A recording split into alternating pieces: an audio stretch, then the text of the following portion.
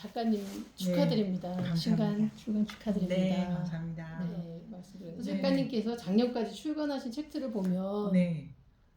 레비스트로스의 뭐 신화학 야생의 사고라든가 아니면 그림 형제 그림동화를 이렇게 연구하시고 또 공부하셔서 책을 이렇게 출간하셨는데 이번에는 미야자키 하야오 감독의 애니메이션에 집중하게 된 게 좀 네. 궁금했어요. 어떤 네, 이유에서 그런 네, 제가 몰랐는데요. 저도 미야자키 하야오 감독님의 작품을 많이 보게 될지 몰랐는데 제가 공부를 시작할 때 생각을 해보면은 그때는 마르셀 프루스트라고 하는 한 사람의 작가, 그 다음에 프란츠 카프카라고 하는 한 사람의 작가, 이래서 이제 한 위대한 20세기의 문학가들의 생각, 고민, 그 다음에 그 작품의 재미에 관심이 있었어요.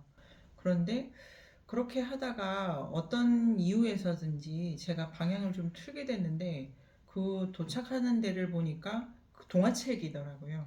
그러니까 작가 얘기가 아니라 동화책은 우리 모두의 거니까, 그리고 동서고금이 다 비슷하고, 그래서 한 사람에 대해서 가졌던 저의 그 궁금함이 우리들이 가지는 일반적인 생각, 천재가 표현한 어떤 예술 작품이 아니라 누구나 살면서 하게 되는 생각이라든가 그런 옛날 이야기죠, 옛날 이야기. 그런 이야기가 궁금해진 거죠. 그런 방향을 틀고, 그 다음에 제가 또 관심을 가지게 된 거는, 그래도 동화책은 문자화된 이야기고 그 문자를 다 쓰는 사람들이 이렇게 말로 한 이야기였는데, 그 다음에 제가 관심을 갖게 된 거는 아예 문자가 없는 사회의 신화였어요. 그게 레비스트루스가 쓴 신화학이라는 책이었는데요. 그러니까 제 관심이 구체적으로는 작가로부터 우리, 그 다음에 이제 더 넓어지면 좋다고 생각합니다. 좋다고 생각하고, 그리고 포커스를 맞추면 그게 문자에서 무문자로 간 거고, 이제 애니미즘은 이미지죠. 그러니까 언어적 세계랑도 조금 거리를 둔 이미지에 도착을 하게 돼서, 뭐 그 소박하지만 저한테는 광폭행보인데요. 이렇게 그 전부를 안다거나 제가 뭐를 뭐 완벽하게 세상을 뭘 이해하겠다 이런 건 아니고, 그냥 관심이 지금 점점 넓어지는 것 같아서 좋다고 생각합니다. 그래서 이미지를 연속한 것이 애니메이션이죠. 그래서 거기를 보게 된 게 결과적으로 제가 했던 공부나 공부 방법이 저를 좀 저한테도 낯선 데 이르게 했다고 생각을 하고, 이미지입니다. 이미지. 쓰여진 것에서 이미지로 이런 이동에 이제 큰 여행이 있었다고 생각이. 그래서 애니메이션에 뭐 제가 애니메이션 자체의 그 예술 장르에 대해서는 거의 그 공부를 하지 못했는데요. 오직 미야자키 하야오의 이 애니메이션만 가지고 이번 책을 준비하게 된 거죠. 그래서 애니메이션 일반에 대해서라든지 만화에 대해서 제가 알고 있지는 못합니다. 알고 있지는 못하고, 제 관심이 이렇게 한 사람으로부터 우리 이렇게 넘어가는 과정에서 내가 누구랑 같이 있는가를 보는 공부를 하고 싶었던 제 그 동기가 있었고, 그게 애니메이션에 이르게 했다고 생각을 하고, 미야자키 하야오 감독으로 이제 다시 공부를 좀 더 그쪽으로 이제 들어가겠다고 생각을 한 계기는 그림 형제 동화집이라든가 아니면 레비스트루스라는 인류학자가 소개하는 무문자 사회의 신화라든가를 보니까 이 모든 그 옛날 이야기나 신화가 내가 어떻게 살 것인가를 고민한다는 점에서는 20세기 문학가들이랑 다르지 않은데, 그 방법은 늘 관계에서 찾더라고요. 그리고 되게 건강한 삶에 대한 독특한 철학이 개별 민족 동화마다 좀 다르게 있긴 하지만, 공통 관심이 내 건강한 삶, 좋은 삶을 관계가 주는 생명력에서 얻는다고 생각을 해서, 관계, 공생, 그 다음에 생명력, 이런 거 키워드를 가질 때 이 세 가지를 종합해서 좀 더 탐구할 수 있는 영역을 제가 찾았는데, 그게 미야자키 하야오의 애니메이션이었습니다.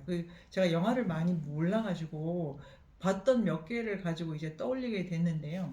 미야자키 하야오 감독의 애니메이션은 관계나 좋은 삶, 그 다음에 특히 그 제가 요 공부를 좀 더 집중하게 된 거는 코로나 때였기 때문에 생명, 관계 여기를 좀 증폭해서 생각할 수 있는 그 좋은 뭐 연구 대상이기도 하고 공부 자료라고 생각하게 돼서 이제 미야자키 하야오 감독을 코로나 때 조금 더 공부해보고 싶다는 생각을 하게 됐고 코로나가 그 작년에 거의 이렇게 끝날 무렵이죠. 그때 그 감독님이 마지막 작품을 이제 준비하신다는 말씀을 듣고 거기 그 마지막 작품을에 나타나 있는 생명관이랄까 뭐 이런 거를 추측도 하고 싶고 여러 가지가 이제 제 욕망이 종합이 돼서 작년에 집중적으로 인문공간 세종의 친구들이랑 그 작품을 순서대로 보게 됐죠. 그때 발견한 것을 쓴 책입니다.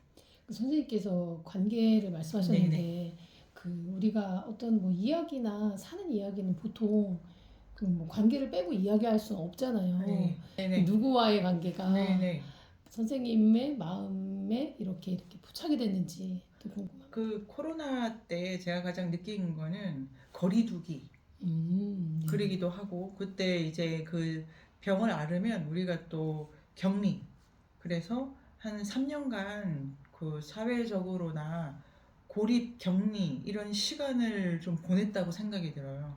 뭐 비행기 타고 어디 못 가는 것도 있고 가까운 친구한테도 못 가는 시간도 있었죠.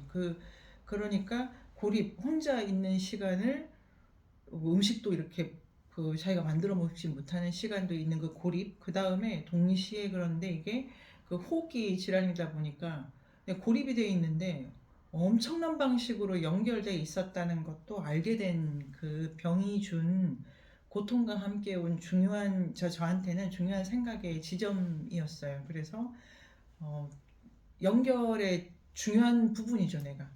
내가 별로 생각 없었는데 내가 그 전염을 시키기도 하고 나랑 무관한 사람으로부터 전염이 되기도 한다는 게 제가 가장 생각을 많이 했던 포인트여서 빼곡하게 공기의 입장에서 생각해 보면 모든 게 모든 방식으로 연결이 이렇게 알차게 돼 있다는 거를 느낄 수 있어서 그러면 그 조건 안에서 어떤 마음으로 살아야 될까를 생각을 하게 돼서 그때 이제 동화책이라든지 그런 세계를 되게 아주 열심히 탐구한 어떤 장르가 있다면 무문자 사회의 신화라고 생각을 하게 됐고 근데 그 현대물로 돌아와서 딱 봤을 때는 미야자키 하야오의 그 애니메이션이 모두가 연결되어 있다 모든 방식으로 그러니까 내가 누구랑 연결되어 있는데 그게 아주 다면적이라는 거를 보고 가는 작가라고 생각이 되더라고요. 예를 들면은 라퓨타라는 만화가 있습니다. 라퓨타라는 애니메이션에는 어떤 대사가 있냐면 그 시타라는 여주인공이 이렇게 말을 해요. 인간이 기계를 학대를 하고 있다.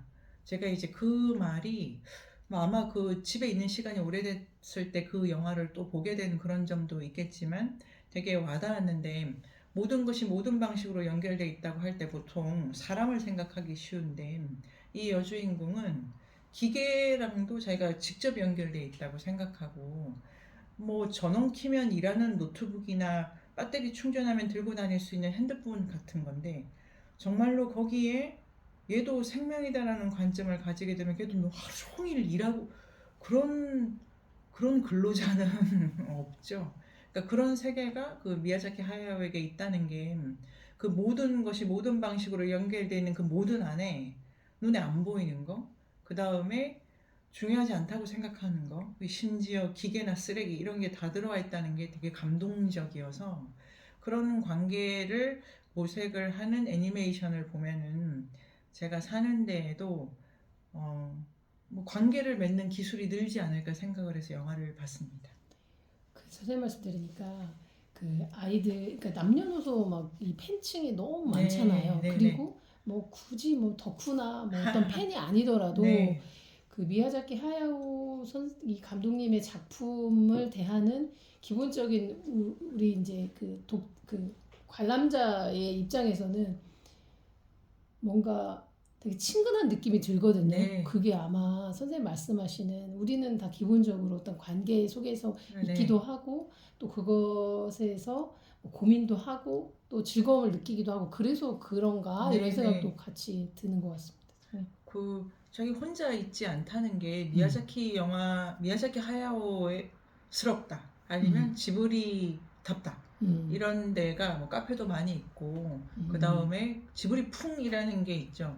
그게 뭐냐면은 디테일을 엄청나게 채우는 건데, 음, 디테일을 채우는 거를 생각을 해보면 사람이 아니라 이제 사물이지 않습니까?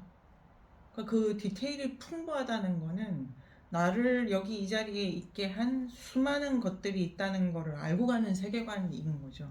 근데 거기에 물건이 들어가 있는 거예요. 음, 저는 이 책이 코로나가 저 개인적으로 선물을 물론 많이 앓기도 온 그 덕분인데 선물을 많이 줬는데 그 당시에 뭐 굳이 말하자면은 제 수준에서의 생명관이랄까?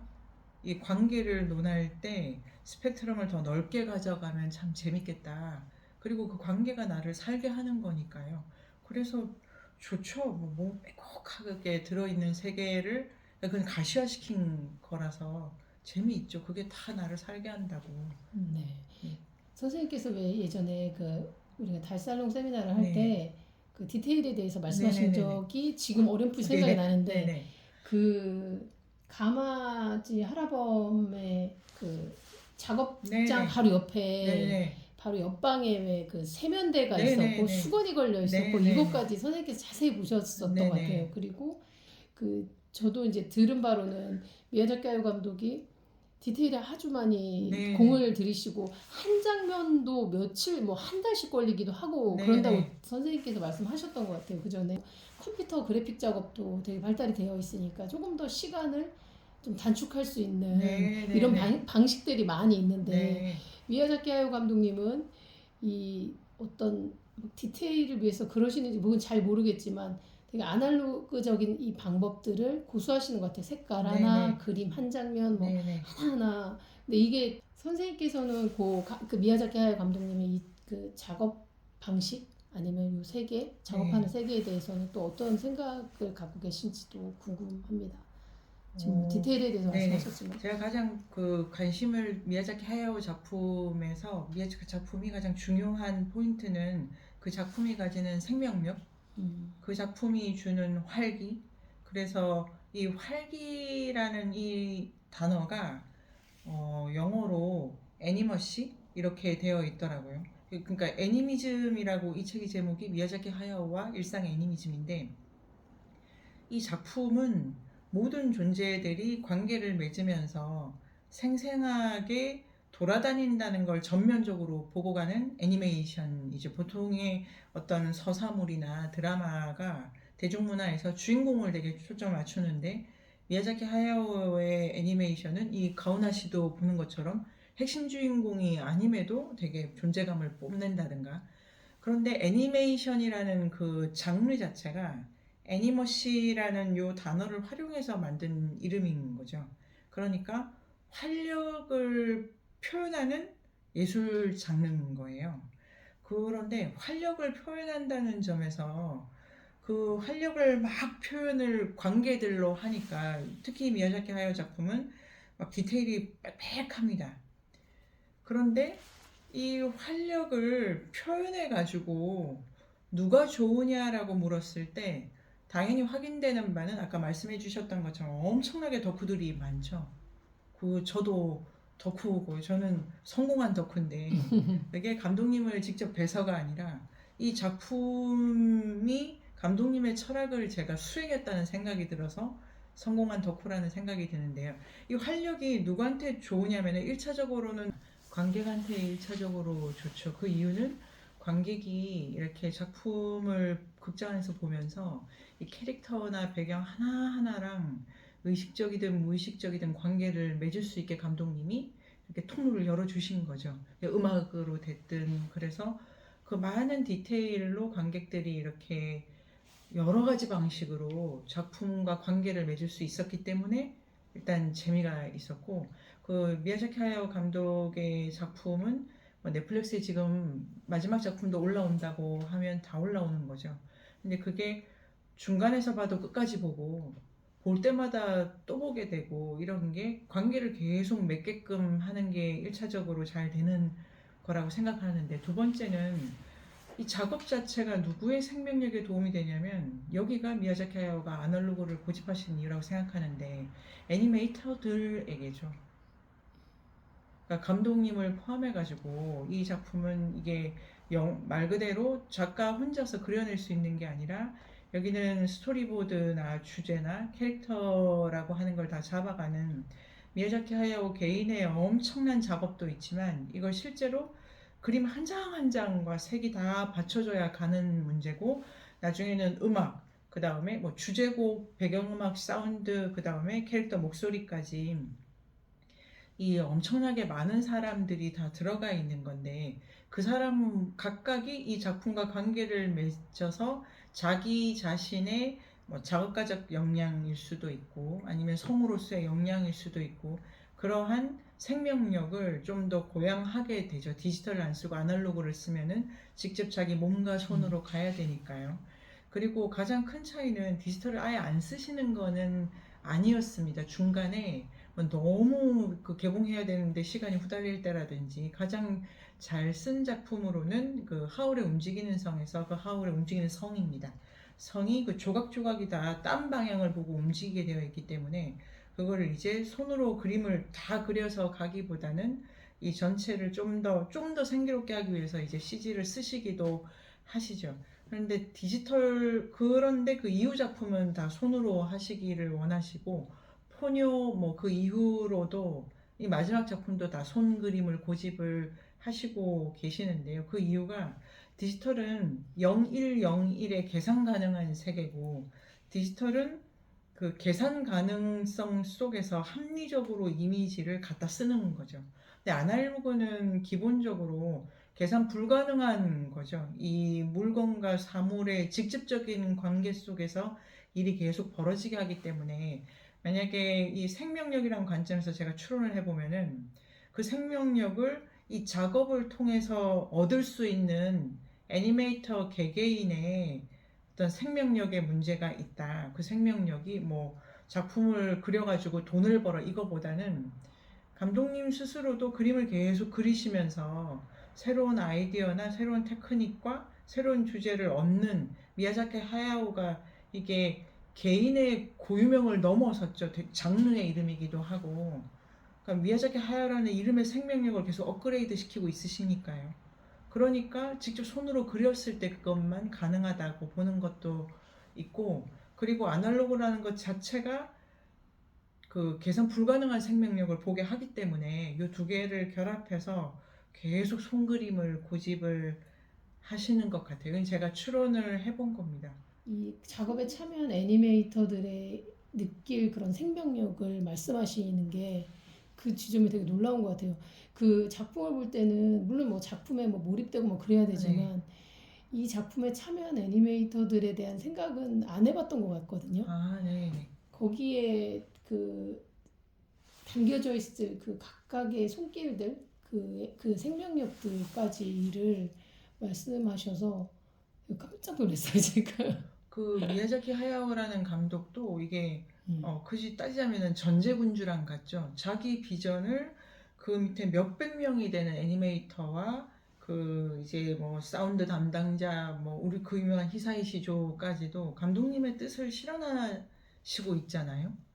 근데 그게 왜 전제군주적이지 않고, 또 그 메시지나 그 스타일이, 그러니까 수많은 덕후들이 새 작품에 대한 기대가 다 달라가지고 감독님께서 야단도 맞으시고 그러기도 하시지만, 그 모든 방식의 감독님 의견을 따르는 수단인 것만은 아닌 거죠. 이게 뭐가 공유가 된 거예요.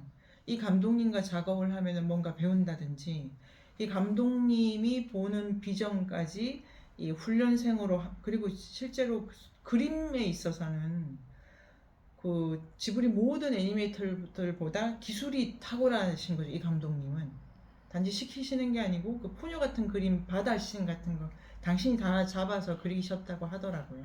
정말 실력이 있으신 거예요. 그러면 저 밑에 들어가서 배우고 이해하는 게 수련으로 한번 해보고 싶다는 생각이 들고, 그리고 그 제가 상상하는 겁니다. 직접 인터뷰를 한 건 아니고. 근데 그 경험을 거치면 작가로서 자기 안목과 테크닉에 대한, 그게 이제 훌륭한 애니메이터가 되고자 하는 사람에게는 생명력을 얻는 거죠. 애니메이터로서의 그 존재감과 그 사회에서 쓰임이랄까 그런 게 되기 때문에 그 압도하는 메시지가 모두의 메시지로 공감을 얻기도 하면서 그 한 사람 한 사람한테도 이게 과하게 그 강도가 아주 높다고 하더라고요. 아주 높겠죠, 당연히.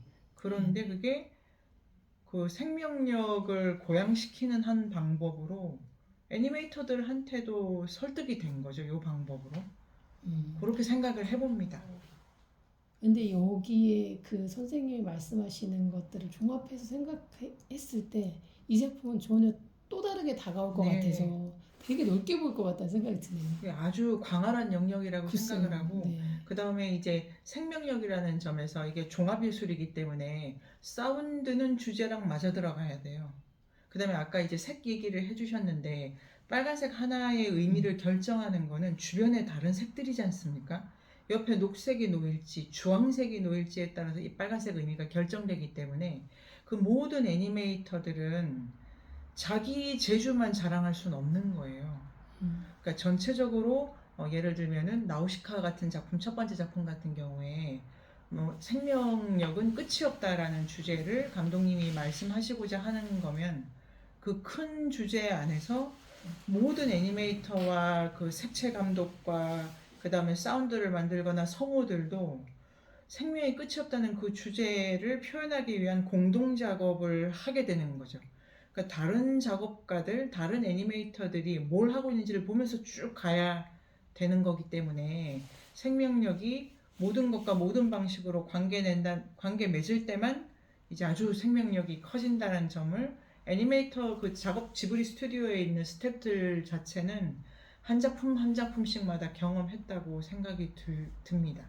그 선생님 말씀 듣다 보니까 그래서 아마 이 감독님의 작품을 볼 때 되게 막 뭔가 우글우글 네, 뭐 이런 우글우글이죠. 느낌이 네네네. 들었던 게 그런 느낌 같은데 네네. 그렇다면 왜 우리가 문제는 없지만 네네네. 그 생명에 대해서 네. 우리는 왜 생각하고 뭐 생각해야 될까 뭐 그런 네네. 질문도 맞을 것 같은데 그 생명이라는 게 우리한테 왜 우리가 왜 계속 생각해봐야 될까 뭐 네네. 이런 생각도 드네요, 선생님. 그 앞 얘기를 조금 더 말씀드리고 싶은, 제가 이렇게 놓치고 싶지 않은 부분이 지브리 스튜디오가 외주를 잘 안 줍니다. 그 작업이 지금은 아마, 그러니까 재밌죠. 이 마지막 작품은 10년 정도 걸린 건데 이렇게 많이 걸릴지 감독님도 모르셨겠죠. 그런데 그 고용하는 사람들이 그 스튜디오에 다 모여 있거든요. 그러니까 외주를 안 준다는 게 이런 걸 해야 되니까 알아서 요 매뉴얼대로 뭘 해가지고 와 방식이 아니라 그 안에서 계속 서로를 보면서 작업이 일어나도록 하는 거죠. 사실 이거는 끝이 없는 일일 수도 있고, 그런데 생명을 왜 생각해야 되냐면은 그 당연한 건데요. 지금 일단 생명은 그러니까 마셔야 되지 않습니까? 공기를 안 먹고 살 수 있는 존재를 생명이라고 할까? 예를 들면 돌은 그러면 안 마시지, 아니죠. 돌도 풍화를 겪고 공기를 겪죠. 인간과 같은 방식은 아니지만. 그러니까 지구에 있는 모든 것들이 대기, 공기라는 차원에서는 숨을 떼놓고는 생각할 수 없다는 점에서 기계도 가만히 두면 녹슬지 않습니까? 걔는 왜? 그런 의미에서 생명이죠. 공기를 겪고 있다는 점에서.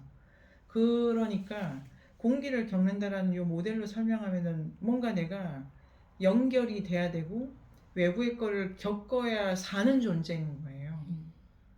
거기서 갈 길을 잃으면은 생명력이 떨어지는 거죠. 그러니까 외부를 향해서 어느 정도 자기답게 열려 있고 그 외부에서 오는 그 자극들을 자기답게 수용하는 것이 생명의 기본적인 활동이라고, 제가 생물학을 전혀 모르지만 이렇게 생각이 듭니다. 그냥 숨 쉰다는 것만 집중해 보면은.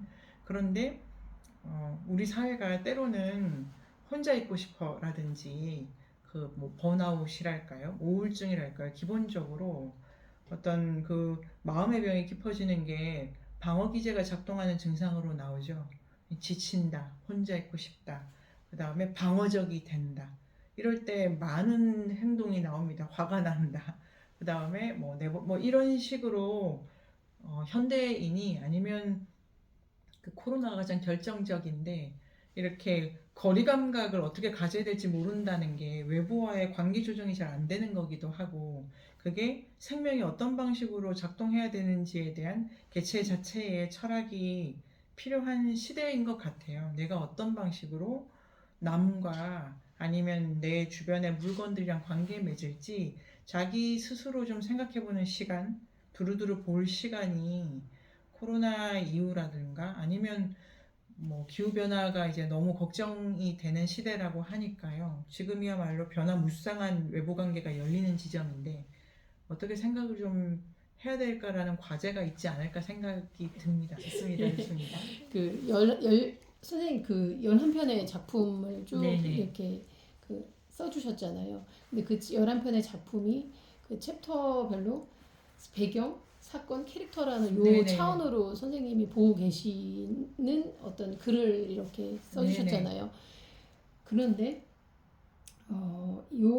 요런 제가 이 부분을 보면서 이게 이제 챕터를 뭐 꼭 순서대로가 아니라 네. 이럴 땐 이거 보고 싶네, 저럴 땐 저거 보고 싶네, 아, 뭐 이런 네. 느낌이 들었었거든요. 저희 네네. 선생님 독자들한테 추천해주고 싶은 어떤 이 마음이 들 땐 이 챕터 뭐 이런 게 예. 있을지 없을까요? 아, 네네.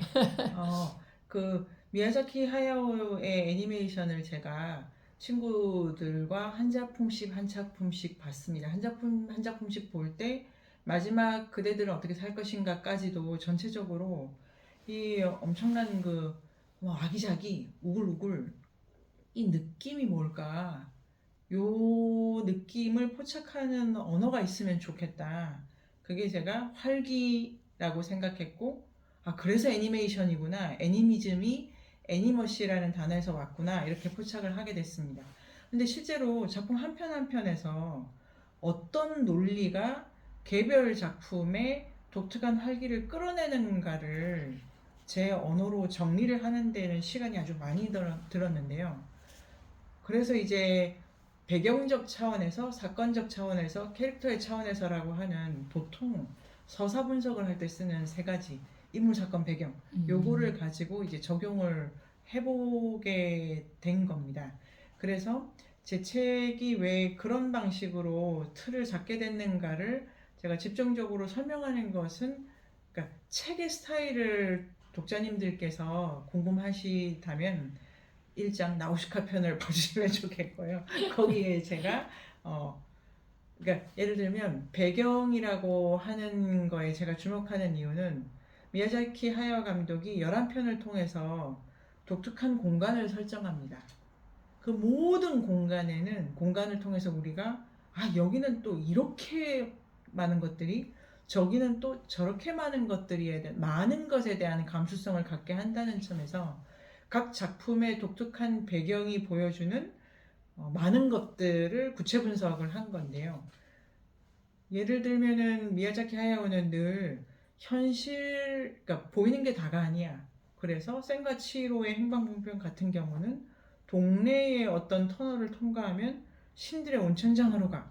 그러니까 우리가 생각하는 상식 너머에 뭐가 많아 이런 거를 다채롭게 그러니까 전편은 공이 적용되는 법칙이 1편부터 11번째 작품까지 당신이 보는 것보다 훨씬 더 세상은 복잡하고 다채로워입니다. 그래서 만약에 사는 것이 좀 깝깝하시달까 그리고 뭔가 지루하시달까 그러면 1편부터 11편까지의 배경편만 보셔도 되겠습니다. 여기에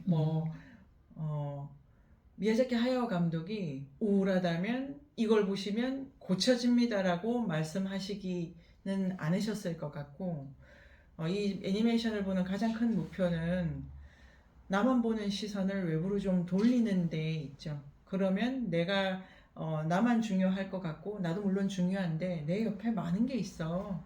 생각할 문제가 좀 많구만 이런 거에 도달하면 이 작품의 가장 큰 효과라고 생각을 해보거든요. 그래서 좀 지루하다 할까, 뭐 지친다 할까 이러면 배경편에 주목을 해주시면 좋을 것 같고요.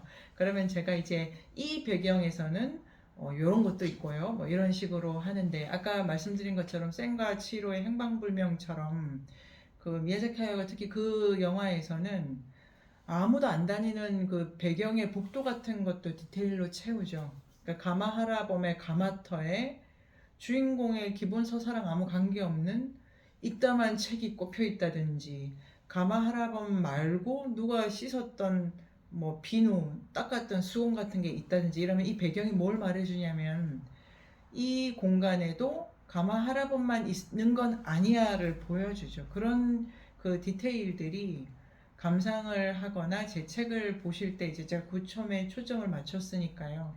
아, 정말 많은 게 있구나. 이것만으로도 여유를 갖게 된다고 생각을 합니다. 사건편은 어떻게 구성이 되어 있냐면 그 많은 것들이랑 구체적으로 어떻게 관계 맺을 거야에 대한 그 구체적 관계의 양식이 나옵니다. 1편부터 마지막 편까지.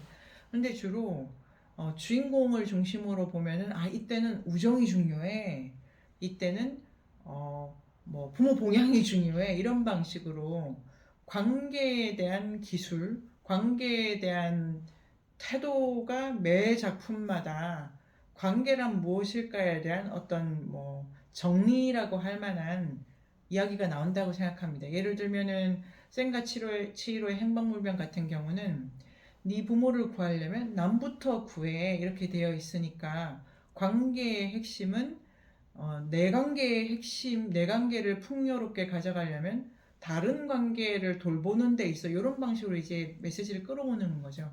그래서 우정, 사랑, 부모 봉양 내지는 자식 관리 이런 거에 조금 뭐 어쩜 좋아 이런 생각이 뜨문뜨문 들 때 결정적 답을 구하시기보다는 좀 그 모든 문제를 넓은 스펙트럼에서 이제 접근해 볼까라고 할 때는 사건편에 주목을 해주시면은 좋을 것 같고 인물에 제가 주목한 이유는 그 모든 주변 존재들과 구체적인 사건을 겪고 나면 어떤 사람이 된다는 말인가여서 결국은 우리가 그 어떤 사람이 되고 싶은가 그거는 자기 각자의 과제죠. 내가 뭐 돈이 많은 사람이 되고 싶어 는 사실 자기를 설명하는 건 아니죠. 돈이 많은 거를 설명하는 돈이 많은 상태를 설명하는 거고 돈을 많이 가지면 나는 어떤 사람이 될까? 내가 친구가 많으면 어떤 사람이 될까? 내가 되고 싶은 나를 생각한다면 어떤 경험을 겪어야 되는 걸까라고 해서 이 자책과 원망이 되게 그 극대화된 사회를 살고 있다고 생각이 되는데요. 조금 굳이 말하자면 자기 개발이네요. 자기 개발을 하고 싶다면 이 캐릭터 편에서 도대체 내가 이 일을 겪으면 어떤 인간이 될까? 자기에 대한 성숙과 자기 자신의 개발에 관심이 있으시다면 캐릭터만 이렇게 따로 보셔도 제 책의 구성은 한 편 한 편당 보고 있습니다. 그 다음에 각 편을 통과하면서 미야자키 하야오라는 감독이 뭐 어디가 뭐가 된다라고 설명하고 있지는 않습니다. 그래서 쪼개가지고 요 계열에서 보셔도 되고 제목으로 제가 우정이라든지 아니면 뭐 선글라스라든지 뭐 여러 가지 작품이 주는 디테일을 가지고 생각해 볼 만한 거리를 풀어보고 싶었던 점이 있기 때문에 그런 관점에서 들어가셔도 좋을 것 같습니다. 그렇게 생각해요. 그 캐릭터들을 네네. 우리가 여기 엄청 많이 나오잖아요. 네.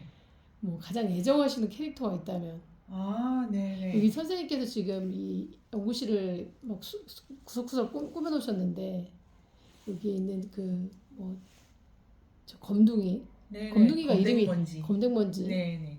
라든가 아니면 뭐 이렇게 많잖아요. 선생님께서 네네. 가장 애정하시는 캐릭터가 있다면 혹은 뭐 어떤 캐릭터에 주목하고 계신지도 궁금합니다. 뭐 모든 캐릭터가 뭐 네네. 주목의 대상이겠지만 그래도 그중 그 모든 캐릭터를 사랑합니다. 근데 제가 주목하는 거는 어떻게 이걸 만드셨지죠. 그 어떤 것도 현실에 있는 캐릭터는 아니죠. 예를 들면 거신병, 나우시카에도 나오고 음. 라퓨타에 나오는 거신병은 뭐 그때에 고질라라든지 큰 뭐 건담이라든지 대형 메카닉물이 유행했던 때라고 해요.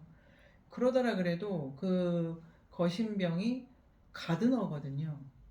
그러니까 아주 익숙한 것 같은데 이거 어디서 보신 거야? 라고 깜짝 놀랄 때가 있습니다. 예를 들면 그 가오나 씨도 너무 가오나 씨가 이제 얼굴이 없다는 거고 말을 못하죠. 그리고 이제 폭식을 하는 건데 어디서 많이 봤다 싶은데 이런 이미지로 형상을 시키신 걸 볼 때 이게 어떻게 이 쌍둥이 유바바라든지 이 모든 캐릭터가 뭘 어떻게 공부하면 저런 독특한 존재 유형이죠. 저런 존재 그 캐릭터의 제작 과정을 제가 너무 궁금한데 얘를 계속 생각하면 어디서 많이 본 겁니다. 토토로 같은 경우도 낯설지가 않죠. 지금 이 미야자키 하야오의 캐릭터가 주는 흡입력은 처음 본다가 아니라 너무 익숙하고 저런 게 있을 법하다에 빨려 들어가는 거죠. 있을 법한데 저런 방식으로는 존재하지 않았던 거죠. 이 캐릭터 제작 과정이 너무 흥미롭습니다. 여쭤볼 수는 없죠. 여기 이제 덕후로서 충실하게 그 과정을 추출하는데 동화책 같은 거를 많이 보면 저기 예를 들면 그 이상한 나라의 앨리스라든지 그림 형제 동화에 나오는 마녀라든지 헨젤과 그레텔 이 모든 모티프가 센과 치로의 방식으로 온다는 게 놀라운데요. 그래서 모든 캐릭터의 제작 과정이 궁금합니다. 이거를 제가 추측을 해보면은 많은 걸 읽으신 건 아니에요. 그럼 책 읽느라고 바쁘셔서 그림을 그리실 여유는 없으시겠죠. 그냥 미야자키 하야오 감독이 주로 하시는 일은 그리시는 거예요. 계속 그리면 이게 어떤 인류나 어떤 문화가 공통적으로 쓰는 이미지가 중첩이 되거나 응축이 탁 돼서 토토로 같은 애가 나오죠. 푹신푹신한 괴물이잖아요. 그 푹신함이랑 거대함이 이렇게 결합이 된 데다가 웃고 있는데 말하지 않아. 그 토토로의 얼굴에 웃는 이미지라든지 그 토토로에 나오는 사라지는 고양이 이거는 이상한 나라 앨리스에 나옵니다. 여러 가지 그 당신 보시지 않은 책의 이미지도 오는 거죠. 그러니까 요 제작 과정은 미야자키 하야오가 그림을 그려서 인간이 가진 어떤 보편 심상으로 들어갔다가 거기서 이미지를 응축시켜서 끄집어내신이어서 요 작업 과정은 독특하다고 생각을 하는 거죠. 그리고 요런 방식으로 캐릭터를 쭉 뽑아내시기 때문에 그 미야자키 하야오 밑에서 그림을 굳이 말하자면 밑에서인데 동등하죠. 그 그림을 그리시는 그 애니메이터들이 그 심상에 바로 링크가 돼서 만 개의 손이 미야자키 하야오를 떠받치고 있고 미야자키 하야오가 만 개의 손을 대신한다고 할 수 있을 정도로 공통 심상을 독특하게 조립하고 있다. 그것이 놀랐고 그래서 새 작품이 나올 때마다 이번에는 어떤 이미지들이 응축이 되는가 이렇게 관심을 갖게 됩니다. 미야자키 하야오 그 토토로가 미야자키 하야오 어린 시절을 표현했다고 하는 분석도 있습니다. 그런데 미야자키 하야오는 도시 출신이고 그 시골이라든지 뭐 농촌 청년 소년이 아니었어요.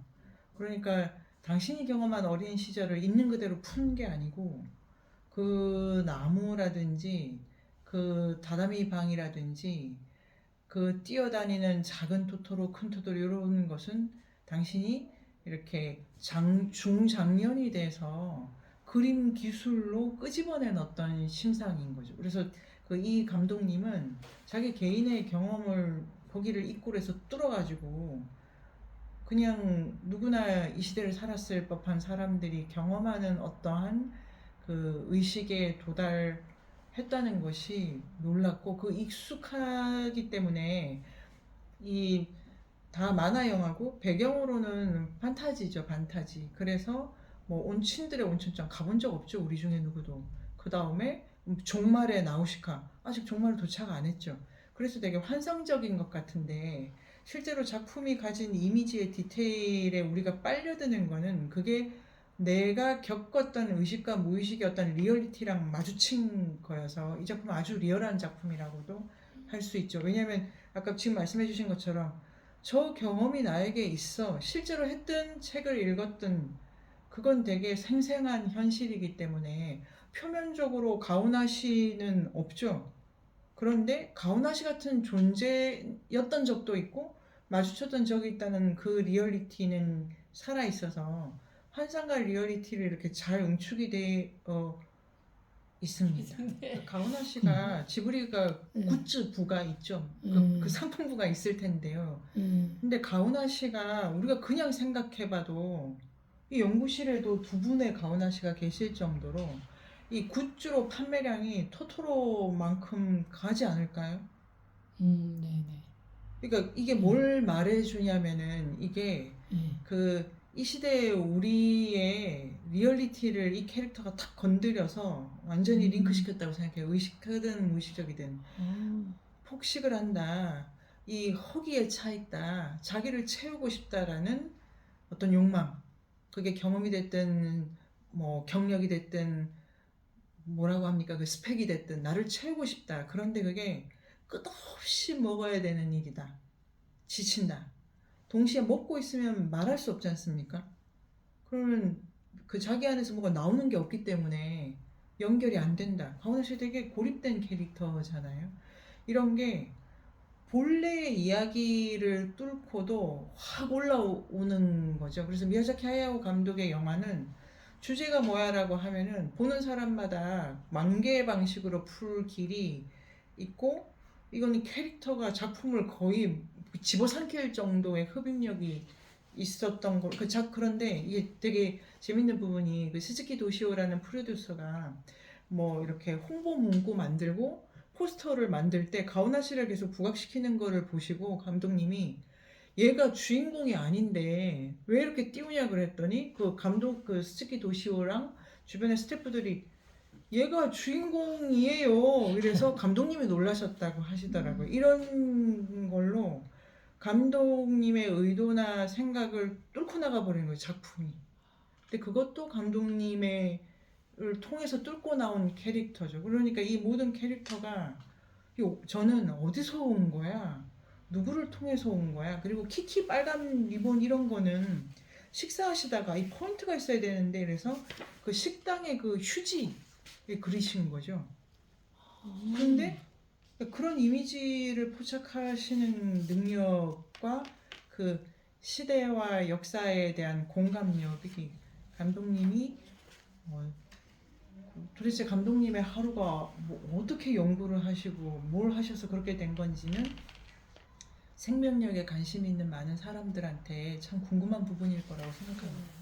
그리고 실제로 가오나 씨의 경우에는 그러니까 감독님의 영화는 잘 봉합되어 있지 않습니다. 가장 잘 봉합된 것이라고 굳이 말할 수 있다면 나우시카가 아닐까 하는데요. 나우시카는 만화를 그리고 계셨기 때문에 그 중에 일부를 끊어가지고 이렇게 잘 봉합이 된 거죠. 그런데 어느 순간부터 감독님은 이 협업 속에서 사람은 가만히 있지 않지 않습니까? 감독님도 가만히 안 계시고 매일매일 시간을 보내시면서 느끼시는 게 다르다 보니까 전체 틀 안에서 작품이 어디로 갈지 모르게 이 세계가 구축된과 동시에 깨지고 커지는다고 하셨어요. 그러면 근데 상품이지 않습니까? 2시간을 너무 힘들고 약속된 뭐 제작비도 있고 그러니까 끊어야 되는 거예요. 근데 가오나 씨 같은 경우에 그 센과 치로가 도대체 어디까지 갈 거냐 이게. 그러니까 엄청난 세계를 드러내 버리신 거죠. 신들이 있는 세계가 있는 거예요, 실제로는. 우리가 지금 몰랐는데. 그러니까 감독님 영화를 보고 신들의 오천장이 있을 법하다는 거에 완전히 링크가 되죠. 그래서 이 작품이 엄청나게 많은 독자를 불러일으키는 그 리얼리티 때문에. 그런데 가오나 씨는 끊어야 되는데 어떤 캐릭터로 이야기를 빨아들여 가지고 끝내야 될 필요에서 얘가 출연한 거죠. 그래서 초반에도 중반에도 얘는 없었어요. 이거 어떤 이야기를 마감시키려고 온 캐릭터예요. 근데 얘를 넣으니까 얘가 빨리 정리가 돼. 그런 어, 방식으로도 계획하지 않았지만 어떤 존재가 이렇게 출연했다는 점에서 이 제작 방식이랄까 관계에 대한 그 생명력이랄까 이게 딱 정리되지 않는 부분이 많은 영화죠, 영화. 선생님 말씀 듣다 보니까 여러 장면들이 막 스쳐가요. 그 작품에 토토로에서 그 메이가 토토로를 만나기 전에 막 그 어떤 그 네네. 구멍으로 막 들어가는 네네. 장면이라던가 아니면 갑자기 나무가 막 이렇게 올라오는 자라는 네네네. 자라는 그 네네. 순간이라던가 토토로랑 같이 막 하늘로 점 이렇게 네네네. 날아오르는 순간이라던가 이런 것들도 같이 막 선생님 말씀과 함께 머릿속으로 계속 스쳐가는. 이게 제가 생각하는 애니미즘의 정의인데요. 애니미즘이라고 굳이 말씀을 드리면서 미야자키 하야오 감독님의 영화를 해석한 이유는 이 작품이 생명력을 일으키는 예술적 기술이 있는 거예요. 그러니까 철학도 있고 생명력은 관계 속에서 나온다. 근데 관계라고 하는 게 보이지 않는 것 모두를 포괄하고 있고 특히 시간 속에서 표현이 된다라고 하면은 토토로 같은 경우에 그 나무가 자라는 장면 있지 않습니까? 가짜죠. 현실의 어떤 나무도 하룻밤새의 씨앗에서 고목이 되진 않으니까요. 그런데 뭔가 자란다라는 거는 실제 하는 거죠. 그런 방식으로 생명력이나 활기가 개체가 경험하는 시공간에 대한 감각 이상을 넘어선다는 그 철학이 이 기법적으로 표현되어 있어서 애니미즘이라고 한 이유는 미야자키 하야오 감독이 당신의 작품을 애니메이션이지 애니미즘이라고 하시지는 않았죠. 제가 일본어를 모르니까 그렇게 말씀하시는 어떤 책이나 인터뷰가 있는지도 모르겠습니다만은 지금 제가 보기에는 그렇게 말씀하시지 않으셨던 것 같고 그렇다면은 그런데 활력에 대한 거는 관계에 대한 기술이 필요하다, 철학이 필요하다, 애니메이터한테도 필요하고 관객한테도 활기 있는 삶을 살려면 당신만의 관계 기술이 필요하다라고 이 메시지를 준다는 점에서 활력의 이론, 그래서 애니미즘이라고 보고 있습니다. 선생님 말씀하시는 활력 혹은 활기, 그 네네. 애니미즘의 이 바탕이 되는 이런 활력이나 활기가 혼자서는 안 관계, 되겠네요. 네. 혼자서는 가질 수가 없고 그냥 활력 있는 삶을 가지고자 하는 사람은 자기 철학이 있어야 됩니다. 감독님에 따르면. 음, 자기가 어떤 마음으로 상대나 물건을 대할지에 대한 자기 서사나 자기 이유가 있어야 되죠. 그게 나는 비싸니까 이 컵을 갖겠어. 여도 상관없고 나는 동그란 무늬를 좋아하는 컵을 갖겠어. 여도 상관이 없습니다. 문제는 내가 내 주변의 물건에 대해서 어떤 태도가 있으면 그건 활기 있는 삶이라고 저는 미야자키 하야오 작품을 보고 이렇게 이해하게 됐고 지금 우리에게 그 감독님의 영화를 좋아하는 사람들은 자기 관계에 대해서 관심 있는 사람들이 아닐까 이런 생각도 해보게 되고 그러면 활기 있는 삶을 살게 되죠. 이게 좋다더라. 저런 건 가질만 하다더라에서부터 세상은 이런 걸 좋아한다지. 그렇다면 나는 뭘 좋아할까라는 자기 질문 하나를 가질 수 있게 한다는 점에서 활기의 관계론을 그러니까 각자가 가져가기를 바라시나 보다라고 제가 생각하게 됐기 때문에 생명력론의 애니미즘이라고 제목을 네. 붙이게 됐습니다. 이 책을 읽으면 왠지 그 말씀하시는 걸 듣다 보니까 되게 내 삶에 되게 적극적일 수밖에 네네. 없게 될 것 네네. 같다는 생각이 들고 네네네. 그리고 그 되게 능동적이고 네. 네.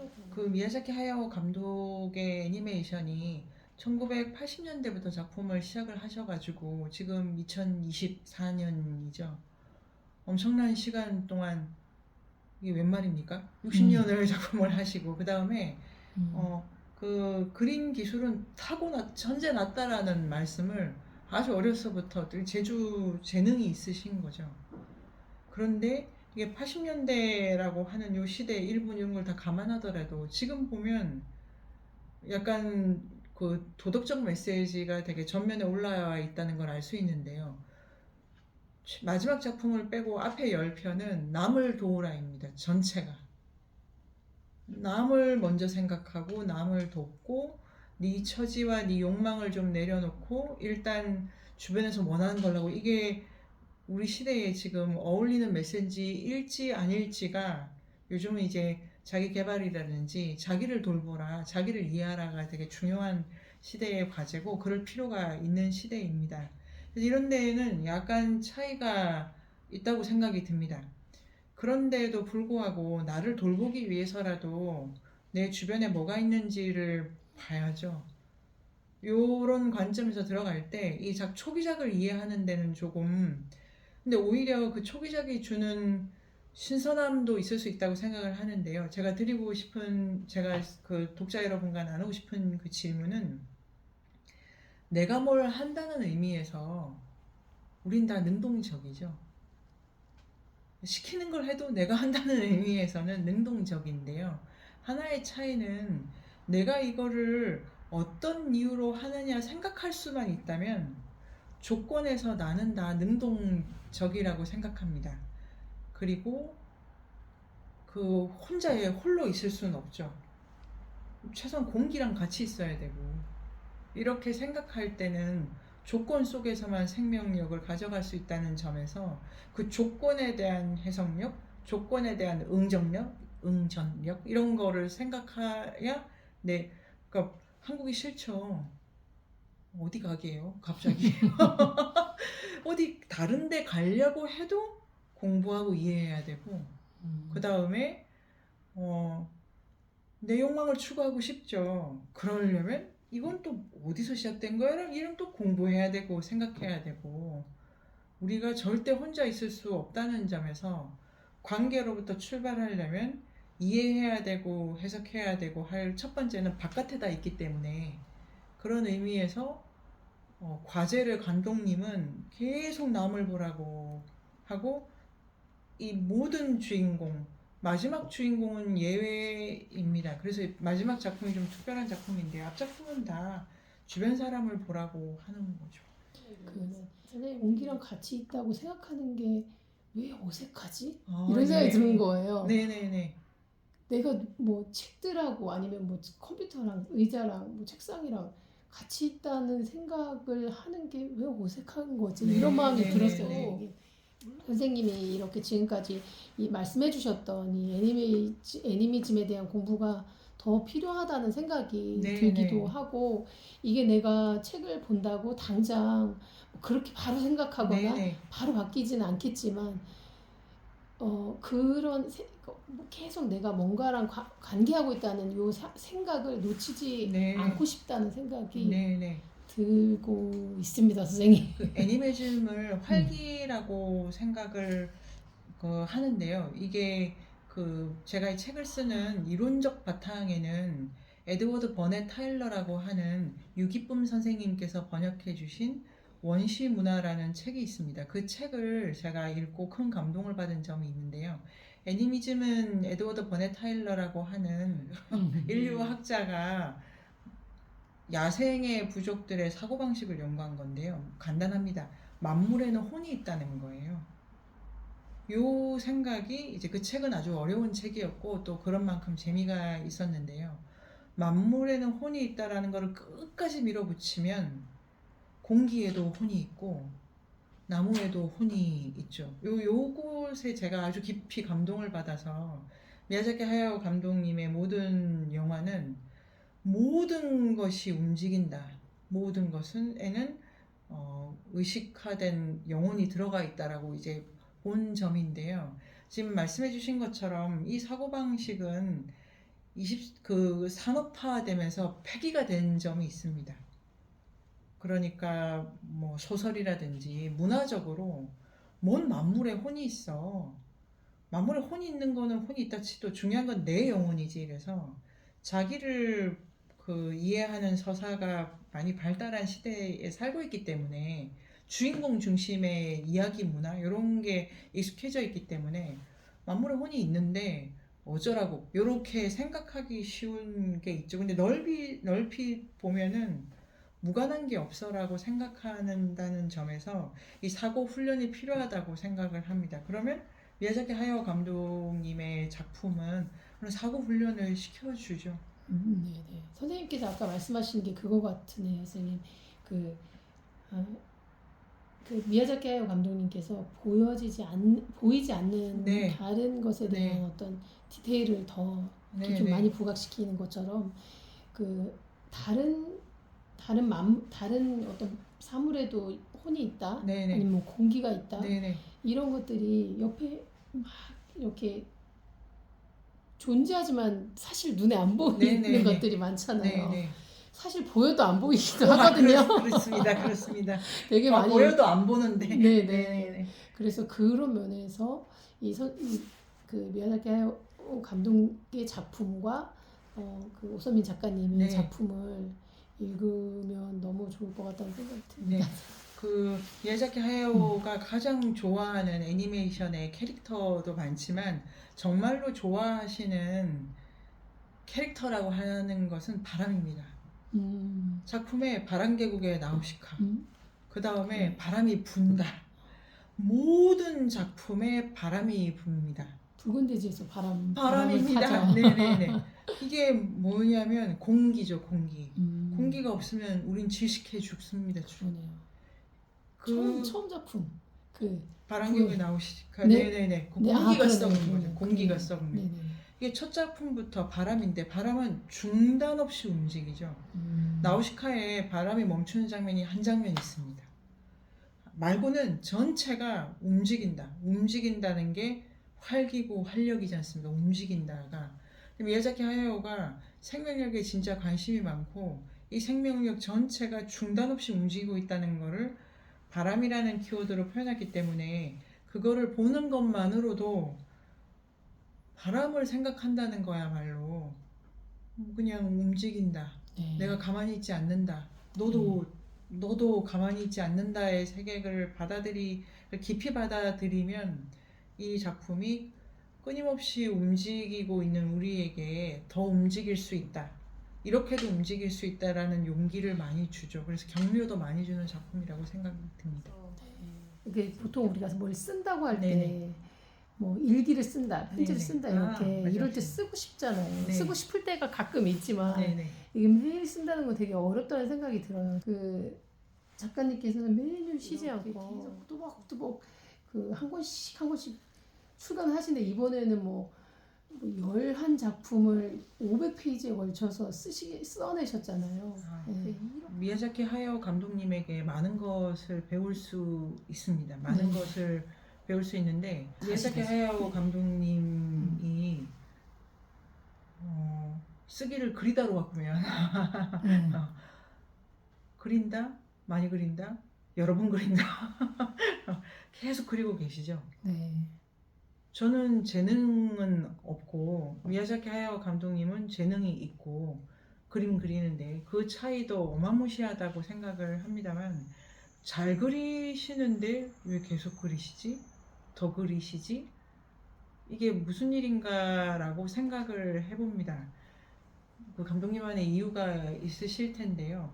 저는 감독님한테도 그리는 게 어떤 그 우리의 무의식이 갖는 리얼리티, 그 다음에 인간의 한 사람으로서 생각할 만한 어떤 심상과 이미지가 저 밑에 깔려 있는 걸 끄집어내는 수단이라고 생각이 들어요. 그러니까 그리시면 그리실수록 그 기술이 늘고 그러면 그럴수록 끄집어낼 수 있는 것이 거긴 너무 많으니까 그 인류가 살아온 온갖 경험과 고민이 우리 무의식에 그거는 공동자산으로 응축되어 있으니까요. 그러니까 더 많이 끄집어내고 싶으신 게 발견될 거라고 생각이 들어요. 감독님이 그래서 매일같이 그리시면서 이런 그리시면 그게 떠오르시는 거죠. 들어가기 전에 밑에 뭐가 있는지 모르니까. 그런데 그걸 열심히 하시고 나서 미야자키 하야오 감독의 가장 큰 특징은 매 작품 쓰신 다음에 이제 난 은퇴한다. 근데 곧 있으면 또 하고 계시잖아요. 그럼 그 그리는 기술이 어떤 기술이냐면 본인을 한번 이렇게 당신이 상상도 하지 못했던 어떠한 그 우리 삶에 대한 통찰, 그 다음에 삶에 대한 이해를 끄집어내는 기술인가 동시에 그 기술은 미야자키 하야오라는 개인의 욕망이나 자격이나 어떤 개인적 번뇌를 다 털어내게 해주는 치유라면 치유일 수도 있고 감독님한테는 좀 특별한 기술로 점점 되어간 것 같아요. 그런데 그걸 다 비워내면은 또 쓰시고 싶은 게 생기고 또 다른 그러니까 이제 11편이 그리는 스타일이 다 다르더라고요. 그러니까 매번 다른 그리는 기술과 만나시게 되시는 거죠. 바람계곡의 나우시카를 첫 작품 장편 애니메이션 첫 작품 이걸 그리실 때만 해도 11번째 작품을 당신도 꿈도 꾸지 못하셨겠죠. 근데 그거를 완벽한 당신만의 방식으로 이 기술을 통해서 여러 가지 관계를 철학하고 보이지 않지만 볼 수 있는 것을 발견하게 되신 그 기술이 완전히 감독님을 초기화시켜가지고 또 다른 방식으로 또 끄집어내는 기술을 얻게끔 하고 이런 방식으로 예를 들면 종이로 작업을 했던 예술가가 돌로도 작업하고 물로도 작업을 하는 것처럼 그런 손기술을 이걸 버전업이라고 할까요? 그렇게 하신 것 같아요. 그리고 미야자키 하야 감독이랑 같이 작업하시는 히사이시 조라는 음악가도 감독님이랑 작업을 할 동안에는 그 세계를 익히기 위해서 노력하는 기술이나 음악적으로 그 어떤 감독의 세계관을 표현하는 기술은 비워낼수록 새로워지고 비워낼수록 새로워져서 그 길은 중단 없이 가는 거죠. 어떤 기술과 함께 어떤 영화가 나올지는 감독님 자신도 모르는 거라서 그래서 계속 그리실 수밖에 없다고 생각해요. 그것을 배운다면은 글을 쓰는 것도 다양한 재료를 가지고 내 안에 뭔가 그 다음에 내 안을 더 뚫어가지고 그냥 사람 사리에서 아니면 돌도 굴러다니듯이 저도 굴러다니니까 돌이나 저나 했을 법한 생각을 끄집어내는 기술 같은 거라고 생각해요. 글쓰기도.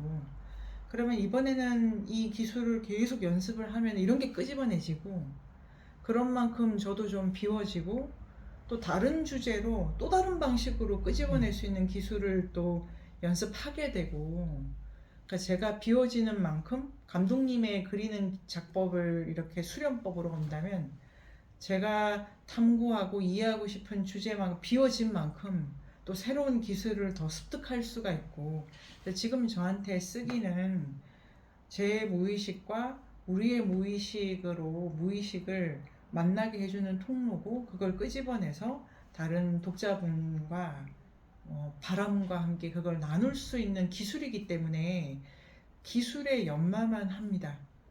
기술이 어떤 기술을 연마하느냐에 따라서 만나게 되고 그 다음에 할 수 있는 일이 결정이 되기 때문에 이 연마는 잘하고 못하고는 없고 연마밖에 없고 또 책을 쓰게 되면은 그 기술로 드러낸 의미로 일단 작품을 완성한 거나 다름없으니까 또 다른 기술의 연마로 들어갈 수 있다는 점에서 책을 쓰는 경험은 너무 중요한 거죠. 다른 기술의 연마로 저를 비워내주고 또 새로 시작하게 해주고 그래서 계속 쓰려고 합니다. 그러면 선생님께서는 단 하루도 안 쓰는 날이 없으신가요? 기본적으로는 없습니다. 기본적으로는 쉬는 날은 없죠. 그게 그런데 뭐 책상에 앉아서 뭐 오늘 2문장 쓰고 내일 2문장 쌓아가는 방식은 아니고 그리고 기술을 연마를 해보면 매 책마다 쓰는 그 방식은 달랐다고 생각이 돼요. 지금 돌아보면은 그러니까 매일매일을 글쓰기라는 과제 앞에 보내는 그 형식이 다른데요. 근데 보통은 시간을 정해두고 아무것도 하지 않고 점만 찍더라 그래도 쓰는 시간이야 라는 것을 두려고 하고 그걸 확보합니다. 큰 일은 아니죠. 시간이 있으면. 그리는 것도 미야자키 그림이 이렇게 단순한 선이 없고 감독님 그리시는 거 보면 선 이렇게 합니다. 그러니까 여러 번 이게 스케치북이 저희 연구실에도 많이 아트북이 있는데 그 그리시는 과정을 보면은 동그란 얼굴을 그려볼까 이렇게 중간에 이렇게 계속 그리시다는 거죠. 그래서 이 스토리보드를 이렇게 만드시면은 영화로 갈 때 그 다른 애니메이터가 그 선을 정리를 해요. 근데 제가 드리고 싶은 말씀은 감독님한테도 완성된 그 선이 있는 게 아니고 계속 이럴 걸까? 왜냐면 그 형태적으로도 우리가 얼굴이 가만히 있는 것 같지만 바람 불면 눌리고 씹으면 이렇게 해서 그림을 잘 보면은 모든 그림이 움직이고 있죠. 계속 똑같지 않아요. 얼굴이 표정과 관계에 따라서. 그러니까 글을 쓰는 것도 그냥 쓰는 행위만 이렇게 있기 때문에 끝이 없어서 책으로 끝내는 거예요. 더 쓸 수 있고 다르게 쓸 수 있는데 감독님도 아마 이 포녀가 걸어갈 수 있는 또 다른 길, 그 다음에 센과 치히로의 또 다른 모험이 너무 많은데도 일단 그거를 억지로 시간에 따라서 그 다음에 이제 적당한 범위에서 마무리를 한다는 것밖에 없죠. 끝의 의미가. 그러니까 비운다는 게 뭐 다 차서 다 내보낸다라기보다 그냥 이 정도로 보고 마감을 딱 시키는다는 의미에서 중단 없는 길에 호흡을 멈추는 건데요. 그러더라도 작품도 그게 그런 식으로 마무리가 되면 좀 다른 방향으로 이제 또 이어갈 수도 있고, 책도 그런 식으로 끝나면 그건 일단 정리된다는 의미에서 끝나지 않은 그 해석의 길이기는 하지만 여유가 생기죠. 그래서 한 장을 쓰든 5장을 쓰든 친구들 앞에서 여기까지가 끝이야 라고 일정 정도 마무리를 하는 독서 동아리에서의 쓰기 활동이라든가 이미 읽기는 그거야말로 시작도 끝도 없기 때문에 마무리를 해보면 이 그 무한한 방식의 생명력을 조금 정돈해 나갈 수 있다는 점에서, 그리고 모든 생명이 어느 정도의 마감이 있지 않습니까? 가다가 멈추잖아요. 그런 의미에서 비워진다는 게 초기화되고 또 같고라는 이미지보다는 가다 멈추고 또 가다 멈추고 하는 방식으로도 생각할 수 있는 것 같고, 그러면 또 다른 책으로 들어가거나 할 때 신선한 기분이 듭니다.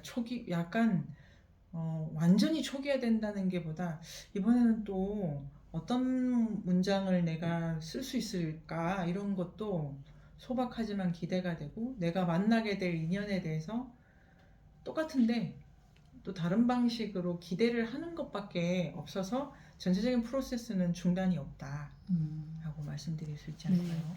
그 작가님의 책은 미야자키 하야오와 일상의 애니미즘이라면 네. 지금 일상의 쓰기를 네. 누구나 할 수 있다라고 네. 말씀하시는 것 같다고 생각이 들어요. 네. 그러니까 쓰기는 어떤 면에서는 이렇게 뭐 작가님만 네네. 어떤 고유하고 뭐 어떤 거대한 뭐 이런 작업 같다는 생각이 들었었는데, 말씀을 듣다 보니까 누구나 쓸 수 있어. 네네네. 써봐 이렇게 네네. 말씀해 주신다는 느낌이 네. 들었습니다.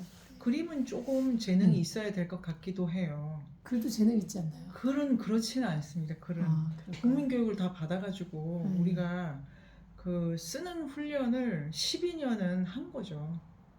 그리고 뭐 6년 이상 했으면 많이 하고 기초문법도 다 뗐고 거기서, 그러니까 그리기도 재주가 아예 없더라 그래도 매일같이 그린다면 그는 보게 될 게 있는 것처럼, 근데 쓰기는 훨씬 더 훈련이 많이 된 거고 누구나 할 수 있고, 지금 말씀드린 것처럼 이제 책 제목이 미야자키 하야오의 일상의 애니미즘인데 누구나 자기가 있는 자리에서 많은 것을 볼 수 있다라는 이 메시지가, 미야자키 하야오의 영화를 계속 보면 그러한 안목과 그러한 관찰력이 커지고 요게 내 삶의 활기를 일으키는 어떤 방법이다라는 점에서 일상의 애니미즘이라는 제목을 가져왔고, 그런데 매일매일 살아가는 우리가 가장 쉽게 할 수 있는 거는 그 활력의 기술, 관계를 보는 기술, 관찰을 할 수 있는 거, 관찰력을 키우는 기술은 쓰기죠, 쓰기. 그러면 모두 쓰실 수 있습니다. 그래서 오늘 뭐 달의 마무리, 뭐 다이어리 하나 이걸로도 책이죠 책. 그렇게 생각합니다. 아닙니다. 선생님께서 마지막으로 독자들에게 하고 네. 싶은 말씀이 있으실까요? 미야자키 하야오 감독님의 마지막 영화가 그대들은 어떻게 살 것이다라는 제목이어서 이게 너무 꼰대 같다. 이 할아버지가 이게 뭐 하는 거냐, 내가 알아서 한다고 뭐 이런 그 평도 제가 댓글을 보고 웃었는데, 이제 거장이 그 청년들에게나 아니면 당신 자신에게 그 당신 자신에게 던지는 질문이라면 더 놀랍죠. 어떻게 할 거냐고. 근데 제가 그 노년에 대해서 제가 어떻게 뭐 생각을 한다기보다 감독님이 10편의 작품을 만드셨는데도 어떻게 할 거냐를 당신한테 다시 묻는다는 게 그 아직 많이 보이시는 거죠. 하고 싶으신 거 해야만 하는 거가. 그런데 그대들은 어떻게 살 것이라는 이 질문이 참 마지막 질문으로 저는 위트도 있고 무겁다기보단 재밌게 다가왔는데요. 이 책은 저한테 넌 뭘 하고 싶은 거야? 어떤 사람이 되고 싶은 거야? 라는 거를 본격적으로 그 묻게 해준 책입니다. 책을 쓰는 와중에 뭐 하고 싶어? 어떻게 살고 싶은 거야? 근데 저도 10대가 아닌데 이제 진로 고민하는 거죠. 굳이 말하자면은. 그런 경험이 너무나 좋았고, 그 독자님들께서 제 책을 다 읽어주시면 너무나 큰 영광이고, 부분에 이게 챕터별로 되어 있습니다. 그래서 제목 보시고 좋아하시는, 마음에 드시는 키워드가 있으면 바로 그 챕터로 들어가시면 됩니다. 순서대로 안 읽으셔도 되고, 그런 의미에서 그 모든 과정이 그런 질문에서 독자님들과 만나고 싶달까요? 난 이런 게 좋더라고. 이렇게 살고 싶다고. 그래서 각자 자기 삶에 살고 싶은 바, 어떤 사람이고 싶은 바를 나누는 그런 자리에서 독자님들과 만나고 싶습니다. 네, 선생님 너무 감사드리고요.